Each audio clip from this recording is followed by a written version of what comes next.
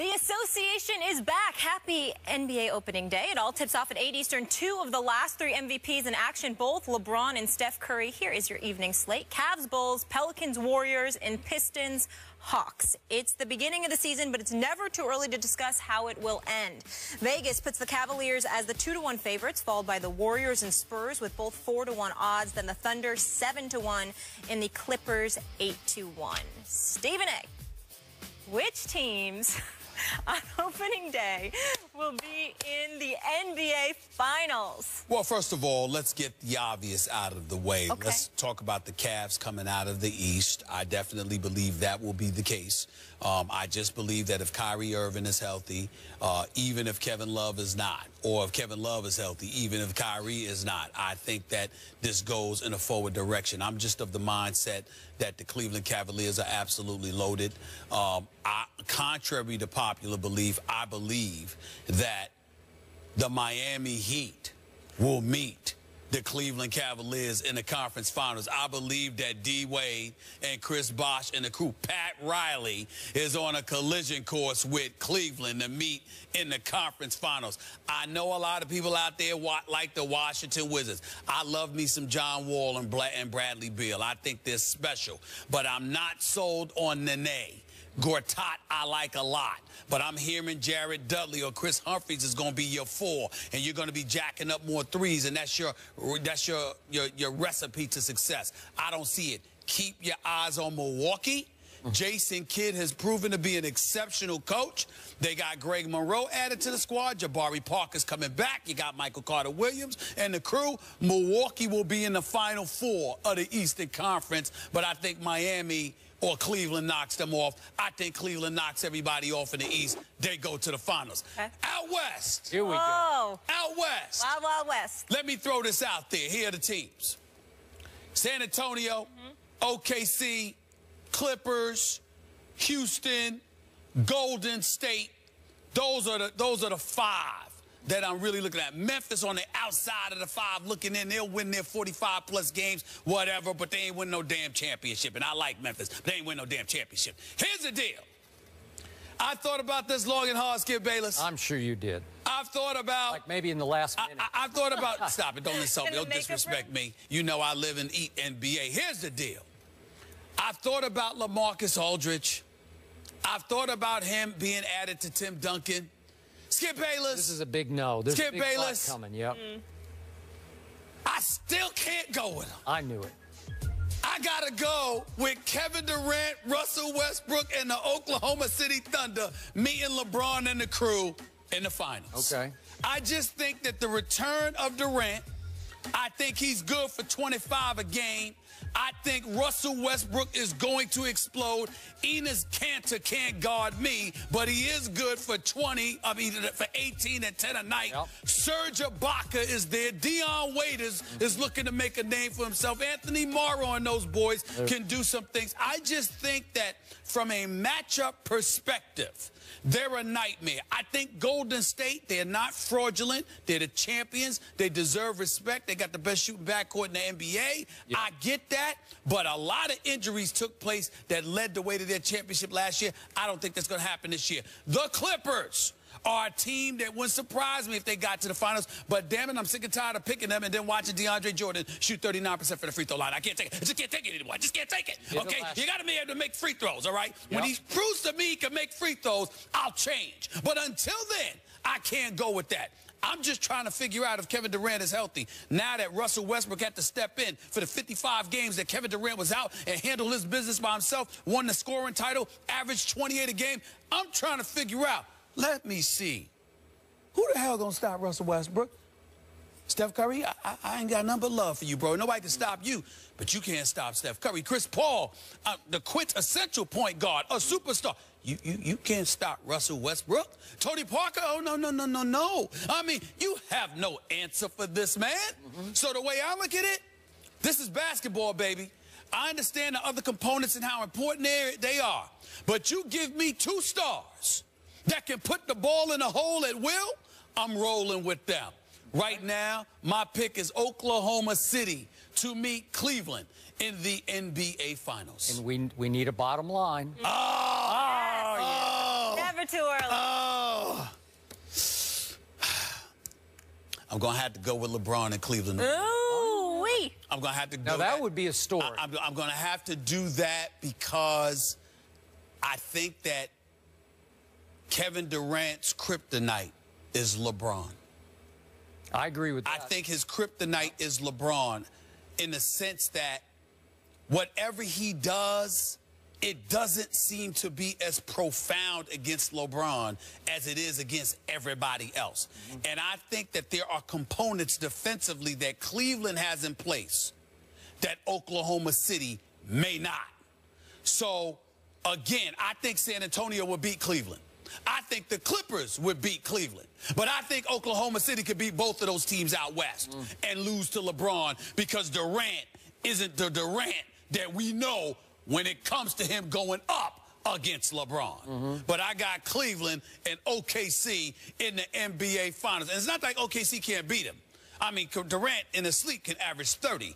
And Russell Westbrook, there is no answer for him. Zero. Yep. No one can guard him. Right. All right. But I still got, because of Mozgov and Tristan Thompson and then Love and all, I got to give Cleveland the edge in that matchup. If it was San Antonio, I'd pick San Antonio. If it were the Clippers, I'd pick the Clippers. But against Oklahoma City, I got to give Cleveland the edge. Okay. And I got Cleveland and OKC in the finals. Okay, you and I were there, what was it, 4 years ago when LeBron took to school the basketball babies that were Durant, Westbrook, and James Harden. And remember that? Respectfully, Durant did average over 30 on 50% shooting in the finals. But they lost in 5? They did lose in 5. They did lose in 5. But other cats weren't ready. That's the only blemish up until Game 6 last year. Up until Game 6, that's the only blemish on James Harden's entire career was that he was MIA in the finals. Okay. We are in sync on the East. I believe that Miami will meet Cleveland in the Eastern Conference Finals, and that if the Cavs get healthy, and that includes the man you just spoke of, LeBron James, he's got a back issue. I'm not concerned. Okay, well, I'm not at this moment either, but I'm a little concerned about Shumpert, and I'm very concerned about Kyrie's knee because it ain't right yet, and it was a horrific injury that he suffered. God bless him. He's a good kid. He's a great player.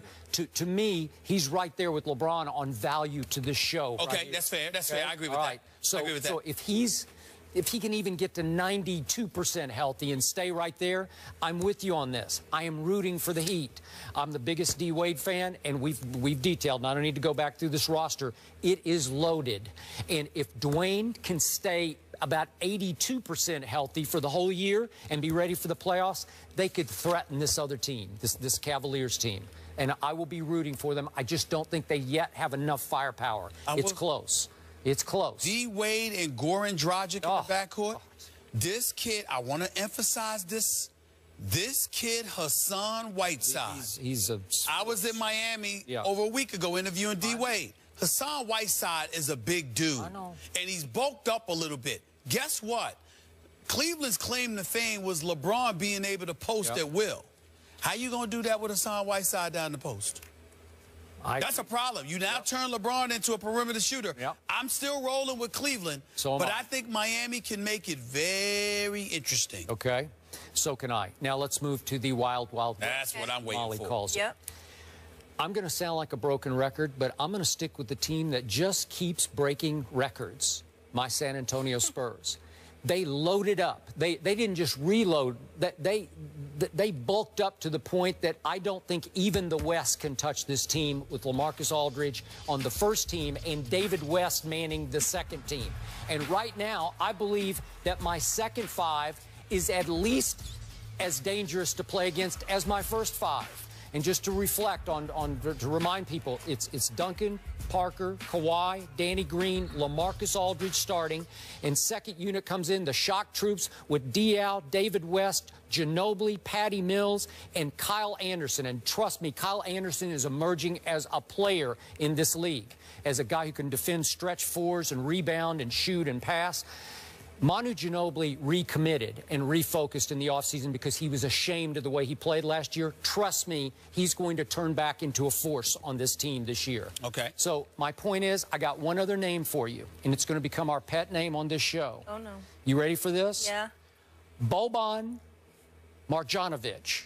Boban Marjanovic. Or nickname Bobby. We are going to be talking about Bobby all year. Boban Marjanovic, 7 feet 3 inches from Serbia. Will take the Aaron Baines role, play 18 minutes a game. Will start for Tim Duncan on many nights when Duncan sits and rests the whole game.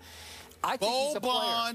Marjanovic. Remember, because you're going to be speaking of Bobby. So Bobby, 7 feet 3 and long. Bobby. Well, listen, I can't poo-poo that. I haven't seen him play yet, but if you're 7 feet 3, I gotta admit, if you're 7 feet 3, and R.C. Buford and his staff plucked you out of Europe, and Greg Popovich is coaching you, I gotta believe that you got a chance. 27 years old and has been a veteran pro in Europe, okay? Just watch. Just watch. All right, Bobby. So remember Bobby. And the two biggest threats to me, and I like your Oklahoma City pick. They are the biggest threat to my Spurs. Number 2 is Golden State. I don't fear the Clippers because it's just going to be a mess of egos and play. God bless Doc, but I don't think he can coach through this. Do you know why I ultimately picked OKC? Because OKC don't have to deal with any of those boys outside of Kawhi Leonard. I'm with you. That you pointed out. I got you. Kevin Durant and Westbrook can beat you from 17 feet and beyond all night long. Okay, but I will ask you, what happened in Game 6, Western Conference Finals at Oklahoma City 2 years ago? What happened? That's true. Spurs won in overtime and finished them off. There is a troubled dynamic that will still operate between Durant and Westbrook. In and of themselves, they're sensational talents. Put them back together, it's like I got to have faith. Listen, there were other coaches that I thought deserved an opportunity as well, but there is no denying that Billy Donovan is an exceptional basketball coach at the collegiate level. I respect that. Now he's going to the head coaching position. I think that those concerns will be addressed, and I think they'll be fine. Okay, because Russell Westbrook is a terror to coach as well as to guard. So on opening day... I'd take Russell Westbrook. I'd start a franchise with Russell Westbrook. Not talk to the media, but I'm starting to play. On opening day, you have the Cavs winning it all and the Spurs. Spurs. All right, Spurs last won a championship in 2014. The city of Cleveland when Jim Brown was playing in the NFL a long time ago. Before I was born. Yes, the NBA season kicks off tonight, but tomorrow is opening night on ESPN. We've got a couple good ones. First, the Spurs take on Kevin Durant and the Thunder. Yeah. Then at 10:30, Kobe's back as the Lakers host the Timberwolves. NBA Countdown tips off at 7, and it's all streaming live on Watch ESPN. Don't miss the return of the NBA on ESPN. And lucky us, legendary producer, singer, rapper, songwriter Timberland is in the studio. So much to discuss with him. Maybe we'll get the scoop on Empire, plus a lot more. That's next.